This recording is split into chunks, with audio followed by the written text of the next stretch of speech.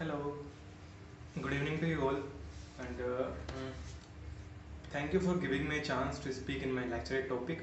And my today's lecture topic will be weapons of mass destruction.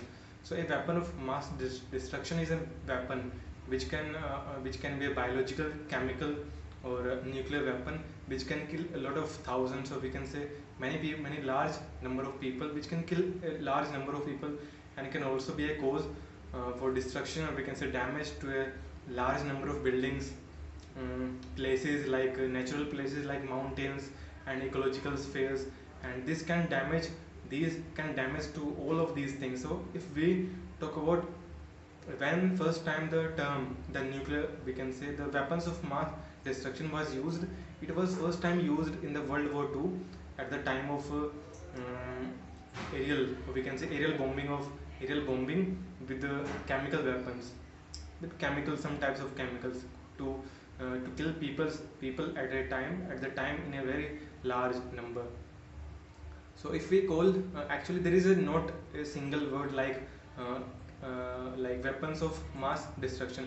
This word, the definition of this word is not actually present anywhere, but intentionally the three words like biological, chemical, and nuclear weapons are included in the chemical of mass destruction. But analysts said that the uh, missile technology and also the delivery system like aircrafts and the ballistic missile system, radiological weapons, these all can also be included in in the weapons of mass destruction.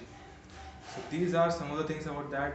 And now if we talk about the incidents of weapons of mass we can say incidents of mass destruction in the past, these were, I would like to share with you one by one. First was the time when the archbishop of the term was actually record, the term was used by archbishop of Canterbury in 1937 with reference to the bombing of Guernica, bombing of a place, aerial bombing of a place called Guernica in Spain. So this term was first used at that time. And after that, if we know about that, at a time when the time of World War II, at the time actually there was no nuclear weapons invented at the time, but Japan was actually working on the biological and chemical weapons at the time, and they were extensively, they used the chemical and biological weapons at the time, for the to the prisoners of war. And they experimented on people, the biological and chemical weapons. They used these weapons in the Sino War, which was happened around 1927 to 1935. Actually, Sino-Japanese War. Okay, and we all know about the brutality done by brutality did by the Japanese at the time to the people of China, and also to the prisoners of war in the World War II. Also, they actually did a lot of experiments on the people after that. So these were some of the things about that. And after that, we know that Italy in 1925 to 1936, they actually used the mustard gas on the Eritrea, we can say Ethiopia's civilian and army people. So they used the mustard gas, we can call as chemical weapon, on the people of Ethiopia at the time. And we know that the most popular incident of weapons of mass destruction the was when America used the nuclear weapons on the two cities of Japan, which were Hiroshima and Nagasaki in 1945. And after that incident, we know that the World War II was actually stopped at the time. Okay, so this was the most, we can say, most popular use of weapon of mass destruction at that time, the nuclear weapons used by America on Hiroshima and Nagasaki. So we can say that uh, actually we know that there are a lot of treaties and which are present till now. And I would like to discuss with you those treaties one by one. Some of the most important treaties, I will not share any we can say every treaty, but I will share most important treaties with you. The first was the Geneva Convention, which was signed in 1925.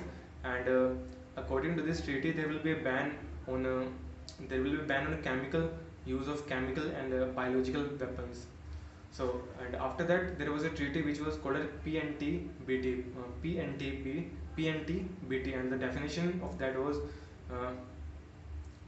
uh, nuclear proliferation, partial nuclear test ban treaty, and it was signed in 1963. And according to that, actually any country can do some types of nuclear tests, not in open but can do underground. So I can say this treaty is also partial, because we know that there are many countries in the world, they have actually used their chemical weapons, or we can say experiment, they did experiment on the of chemical of the nuclear weapons on underground basis. So that we can definitely say that this is actually partial. So but that's why the name nuclear sorry partial nuclear treaty ban was signed. And after that there was a treaty which we called as a outer space treaty, which was signed in 1967. And according to this treaty, there will be a ban on the use, we can say on sorry, the word is not coming to my mind. So they can the actually oh sorry, yes, the word come.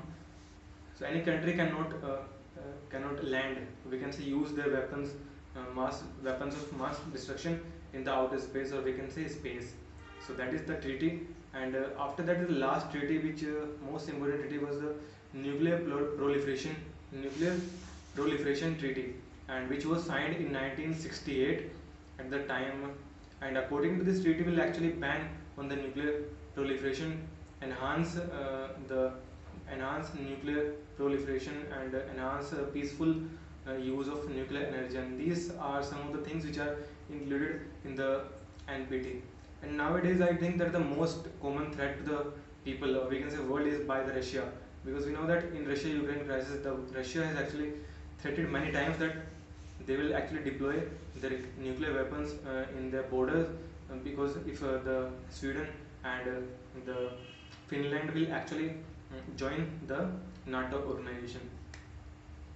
So we can say that actually these treaties are all actually a house type things, because many countries are not following the treaties. Like we know that there are 8 countries in all around the world who have actually nuclear weapons, but I think that many of these countries are threaten others, some people sometime. Like we know that the behavior of North Korea, and also the behavior of in Pakistan, they actually usually they threat people or other countries regarding the use of nuclear powers, or we can say nuclear weapons.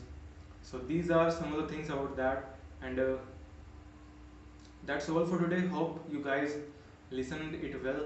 And if you think that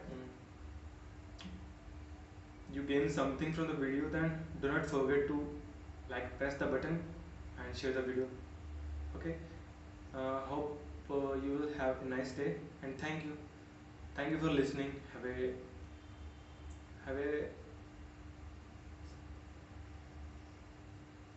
Have a good night.